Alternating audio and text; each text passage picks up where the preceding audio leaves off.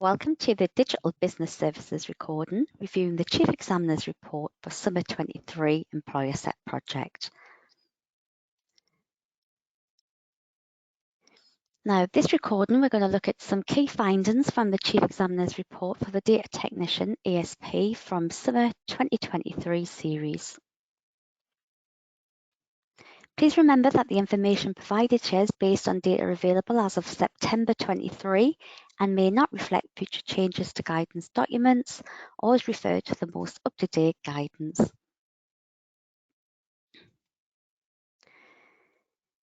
Now, this is the third series that students have been able to undertake the Employer Set project for this qualification. This section will be split into three, looking at the standards of student work, an overview of the evidence created, and then responses to the external assessment tasks. On the whole, performance in this series has shown improvement from the previous series in that students are becoming more confident in their knowledge and skills in the digital business services. However, there's still some areas for further development. Now, the ESP is one of two core assessments that students undertake in the first year of the T-level qualification, alongside the core exams that we'll look at in another video. The Summer 2023 ESP consisted of a pre-release task given to students approximately a month prior to the assessment. Students then used this to provide evidence for the 5 tasks. The 5 tasks were set over a 2-week timetable, and assessments in the first week undertook task 1, 2A and 2B, with tasks 3 and 4 being completed in the second week. The ESP was designed to enable students to use the knowledge and data they collected or generated in each task to support their decision making for subsequent tasks.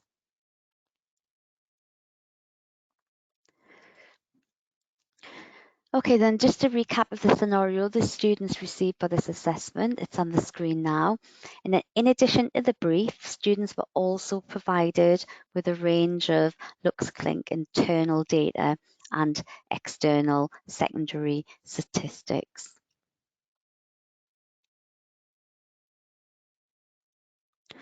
Okay, then we're just going to start now with an overview from the Chief Examiner of the standard of student work. Now, an area where students need to improve their performance is by making good use of the project brief. This summer series, the use of context within students' work tended to be on par or less well utilised than Autumn 22 series. Now, the purpose of the ESP is that it takes the form of a task which students could be expected or be asked to undertake by their employer.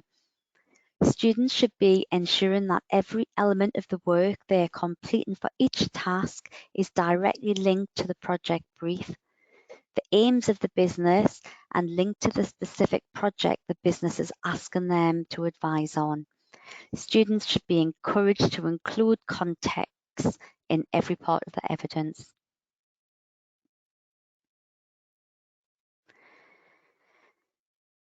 So task 1 performed well this series. This was the second series where students had been asked to use provided data to create a Gantt chart.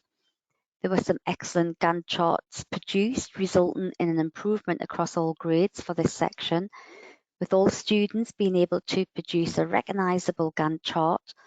Although some students did miss that there were predecessor tasks, so started all tasks in week 1 rather than across the project timeline.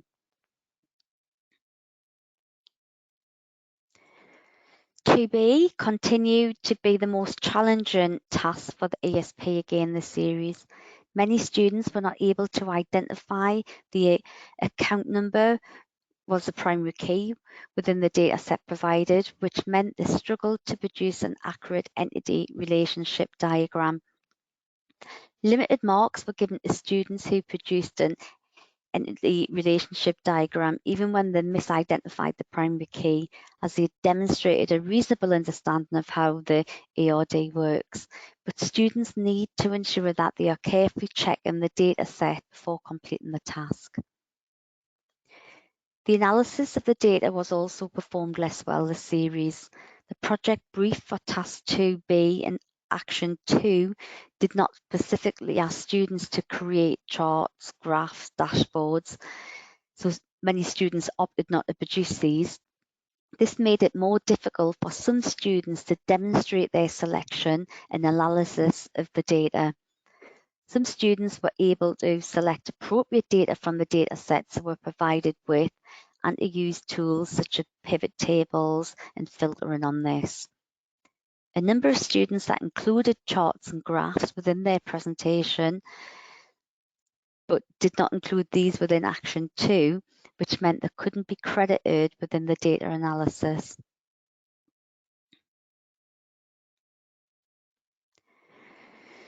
So Task 3, the presentations being produced for Task 3 were of a professional standard, and the students have demonstrated wide range of digital skills.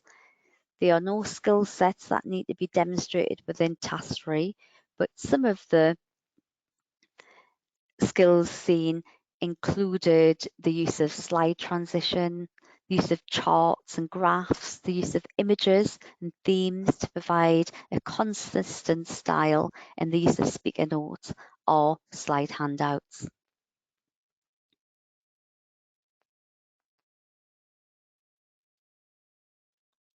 There were still some instances of missing student evidence this series.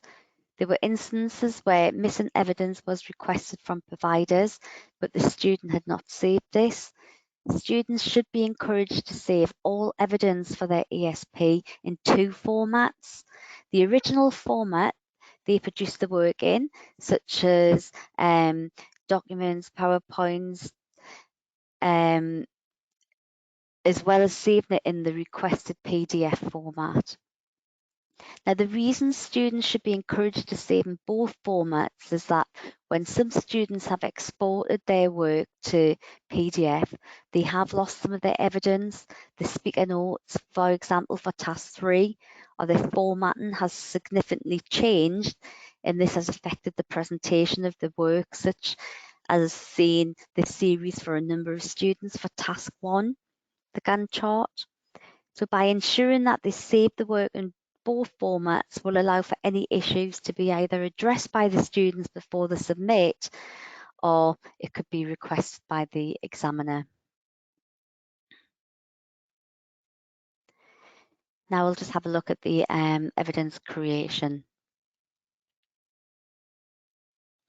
Now, there was a range of evidence provided by students within the assessment, and this series saw an increase in students only uploading the PDF versions of the work and a decrease in the original format of their work being uploaded.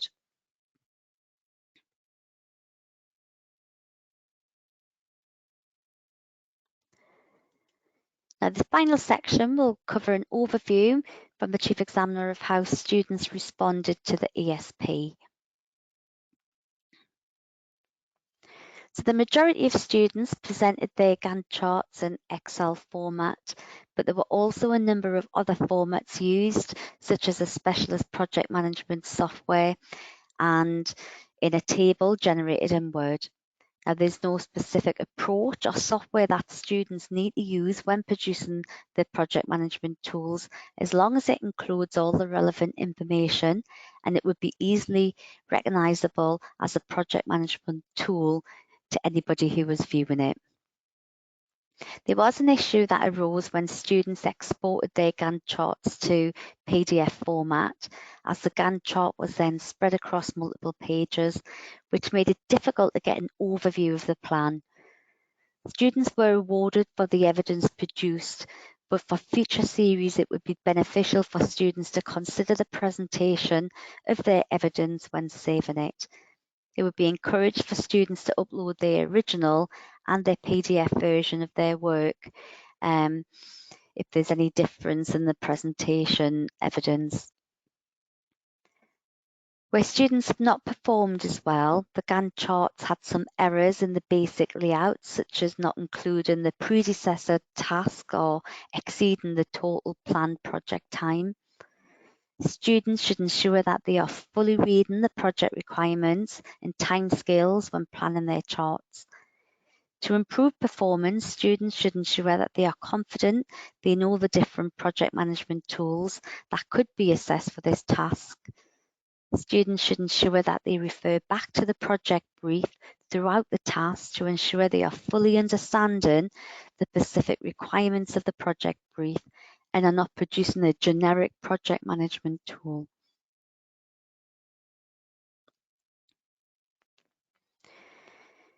The students were asked to create an email to their line manager for task 1 and to discuss the project plans and timescales, as well as the impact on the stakeholders and any issues that could arise from the project. Like with previous series, many students did not complete all elements of the tasks. Students that performed well on the task were able to explain why the project plan would enable the business to complete the elements of the planned project on time, and they were able to link this well to the context of the business. These students were able to identify potential elements of the plan which could result in delays to the project or could raise issues with stakeholders. And these students were able to offer how this could be mitigated. Students that performed less well tended to simply explain why the project was taking this approach and then did not expand on why this order of the task was required. Students who performed less well also tended not to have linked the justification to the context of the business, and many of the judgments were generic in nature. Students who performed less well tended not to consider the wider impact of the project schedule, and they did not consider any risks or issues that could arise from the project or how this could impact on stakeholders. Where these students had considered risks, they tended to be either generic issues that could arise from any project of this nature, or they did not then develop the answer further to explain what the impact would be or how it could be mitigated.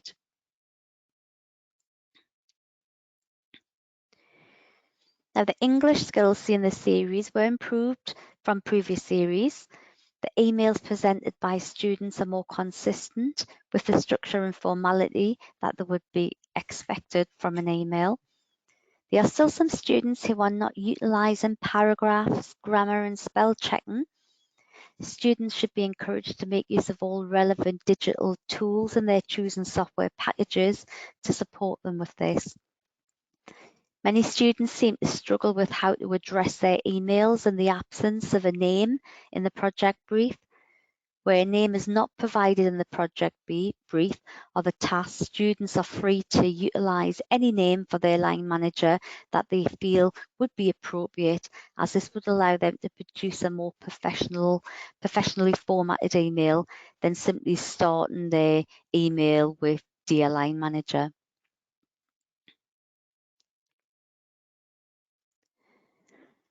Again, this series, students were asked to create a document which considered the sources of data that would be needed to support the planning of the LuxClinks expansion.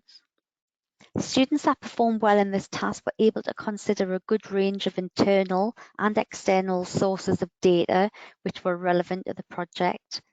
These students were able to consider which sources of data would be most appropriate, what the data could tell LuxClink about the business, and the move into the B2C market, and how this data could be used to support the success of the project.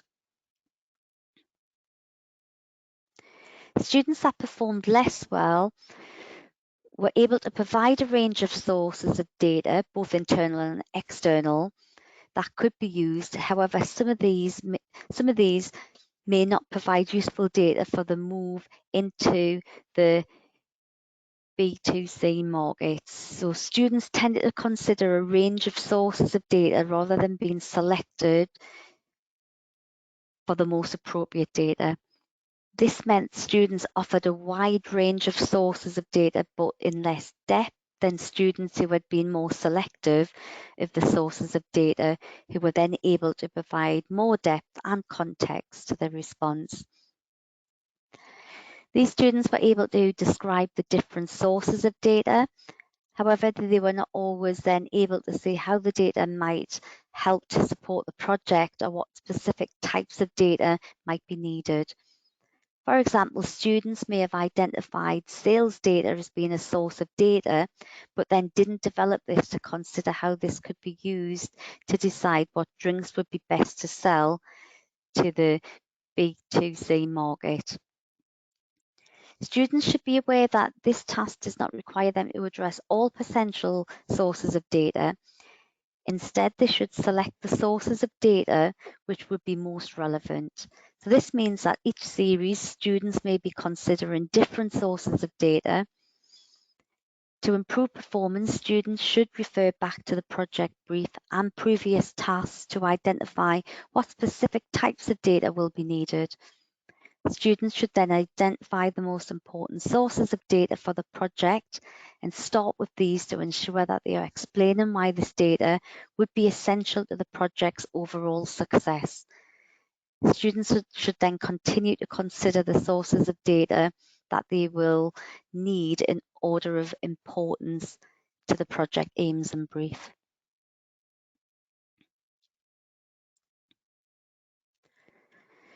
Again, this series, students were asked to use the provided data sets to cleanse some customer data and then to create an entity relationship diagram. As with previous series, the task continues to prove challenging for most students. Students that have performed well were able to cleanse the data by separating the customer's first name and surnames into separate columns, to remove incomplete customer records and to normalize the data. They were able to use tools available in the Choosing Spreadsheet software to complete this for all of the records in the data sets. Students were then able to use this data to create the ERD. These students were able to identify the account number was the primary key when creating the entity relationship diagram. Students that performed less well were able to use the data sets to begin to cleanse the data. Most students were able to normalize the data within the data set. Some students were able to separate the customer's first name and surname to sort the customer data. These students, however, tended not to remove the incomplete customer records. Some students stored them to the incomplete record to be at the end of records, whilst others left the incomplete records in the original order. For the ERD, some students were able to present a recognizable diagram. However, they had identified the customer's name as being the unique data and used this as the primary key. This then meant that the student was not able to present an accurate diagram. To improve performance further, students need to ensure that they are confident in the creation and use of the tools they'll need for this action. This can be the tools for the data cleanse or when producing the diagram. The more confident students are in using these tools and preparing these diagrams, the more the performance should improve.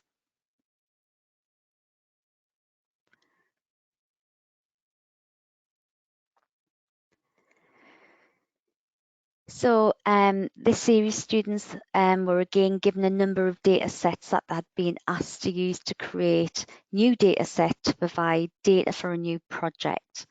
So this series, students were not directly asked in the task to create charts or graphs like they have in previous series. Students that performed well in this task were able to review the data sets they were provided with, including the data set from Action 1, and to select relevant data to create their new data set. These students were able to use a range of tools such as conditional formatting, tables, queries, charts, and graphs to present the data. They presented their information in a number of different tables or charts or graphs and had combined relevant data together to create data that could be used in planning and delivering the project. Students that performed less well in the task were able to review the data sets provided However, they tended to be less selective with the data or to use less tools when presenting the data. Students were able to demonstrate use of tools, but this was more limited and tended to be limited to tables or sorting. The ways in which the data was presented tended to be less organised, and students tended not to select data that was relevant to the new B2C market and selected data about the drinks market as a whole. These students also tended not to include any charts or graphs or dashboards. Students are creating charts and graphs and dashboards as part of their ESP, as these are evident in their task 3 presentations, but they're not including them in their action 2. Students should be reminded that even if the guidance in the task does not explicitly state to include the charts or graphs or the dashboards in their action 2 evidence, they should include anything that they're going to be doing with the data on their sheet for this task, as it could then be considered as part of the evidence for this action. To improve the performance further, students should be confident in how to select data based on the project brief and aims they are given, in developing the skills to select relevant data and then to present this in a range of formats. This will enable the students to explain what the data is shown and its relevance to the project more effectively in the following tasks.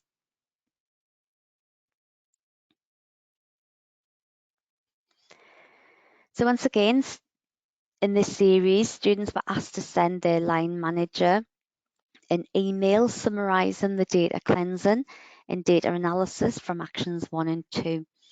Students that performed well in this task drafted an email which provided an explanation of the steps they had taken in cleansing and analysing the data and why these steps were appropriate to the project. These students were able to discuss why they took the decisions they did in terms of cleansing or analysing the data specific to engaging with new customer base. Some students also included screenshots of the new data sets within the email to enable their line manager to have a better understanding of the data they were sharing. Students that performed less well in the task were able to explain the steps taken in actions 1 and 2. These students were able to describe the steps taken to cleanse the data and why they choose the data for action 2. They were also able to provide some limited explanation of why the data selected was relevant to the business. And these students tended to focus on the actions taken rather than how the data can be used to inform the project. Some students found this action more challenging due to the performance in action 1 and 2, where the students had only limited evidence in the previous actions. This then meant that the feedback to the line manager was limited to an overview of the elements they attempted. To improve performance further, students should ensure that they are confident in the skills they need to undertake actions 1 and 2, as this will then provide students with the evidence they need to complete this action more effectively.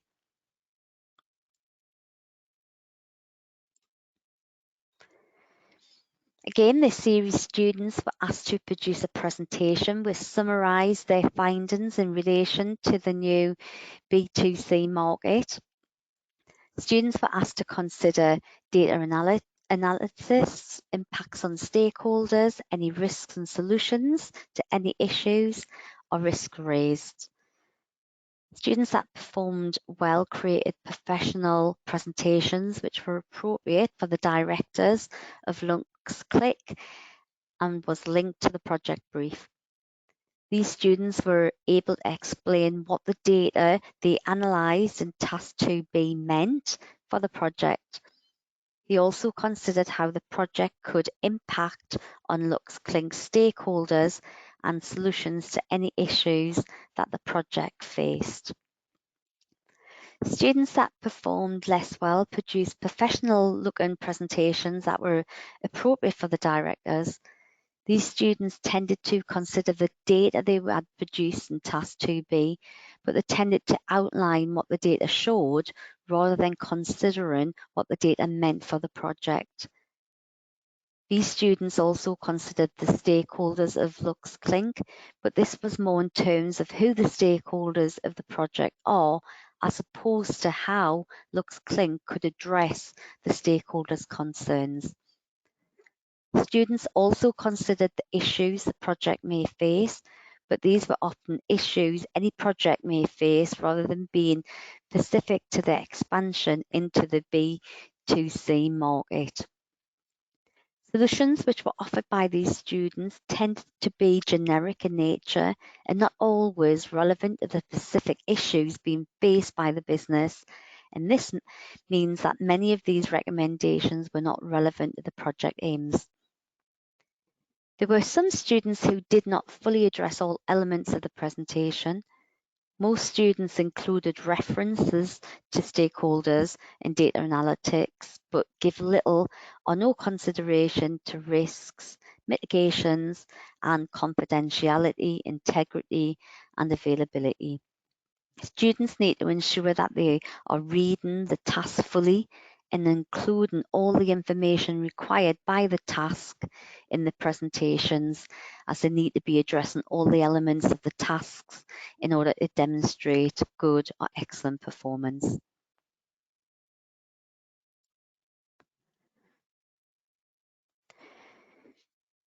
The digital skills seen in this series were improved from previous series. Students were utilising the range of tools available to them in their choosing presentation software to produce increasingly professional quality presentations.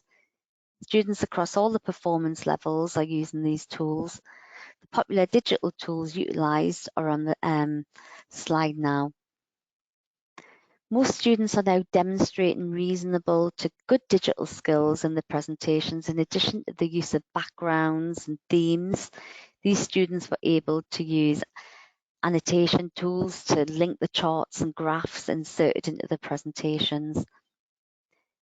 These students were able to insert tables of data, and a few students also added animation or transitions to the slides and used speaker notes to support the presentations. Some students are demonstrating excellent use of digital skills. These students are producing professional quality presentations, which would be of quality that would be used for the intended purpose of presenting information to directors. The English skills seen in this series were improved from the previous series. More students are utilising the speaker notes, and this is resulting in better quality evidence on the slides. Instead of huge chunks of information as seen in previous series, students are now using more appropriate sentence structure and length for the type of written communication being utilised. There are still some students who are not fully utilising the editor tools available to them in the choosing presentation software. However, on the whole, spelling and grammatical errors have reduced this series in students' presentations.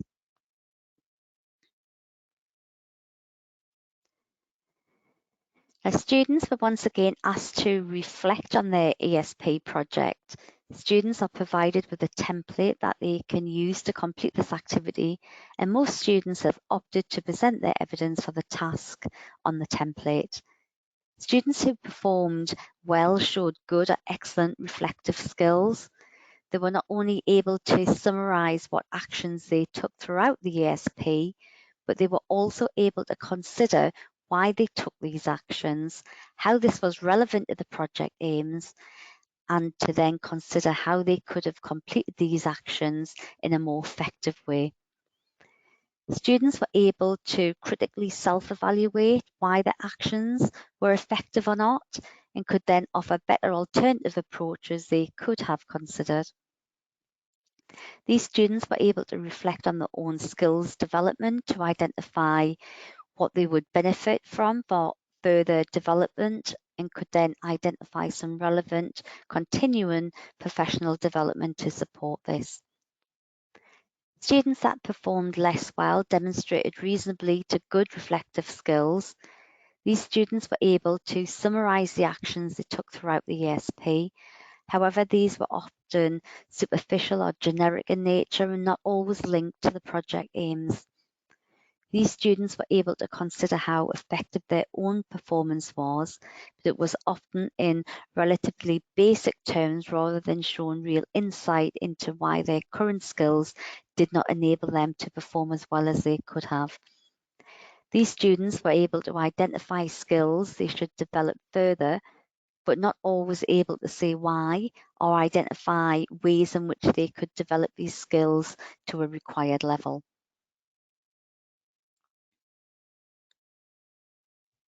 Thank you for watching. We wish you success in the Digital Business Services T-Level Employer Set project.